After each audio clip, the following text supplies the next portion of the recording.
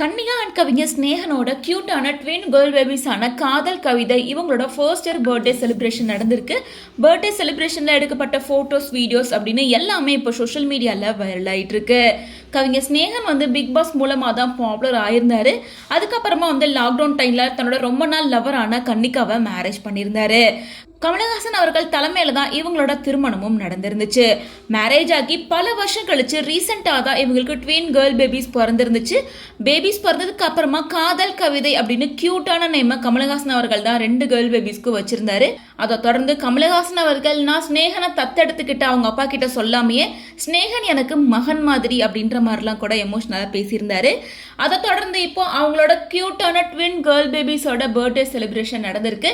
பல சின்ன திரை பிரபலங்களுமே கலந்துக்கிட்டு இருக்காங்க. ஸோ அந்த வகையில் ரோபோ சங்கரோட பொண்ணும் அவங்களோட ஹஸ்பண்ட் அண்ட் அவங்களோட அம்மா அப்படின்னு சொல்லிட்டு பல பேர் கலந்துக்கிட்டாங்க. அண்ட் விஜய் டிவி பிரபலமும் கலந்துக்கிட்டு இருக்காங்க. ஸோ இவங்க எல்லாருமே வந்து இந்த பர்த்டே பார்ட்டியில் கலந்துக்கிட்டப்ப எடுக்கப்பட்ட எல்லா ஃபோட்டோஸ் வீடியோஸுமே இப்போ சோசியல் மீடியாவில் வைரல் ஆகிட்டு இருக்கு.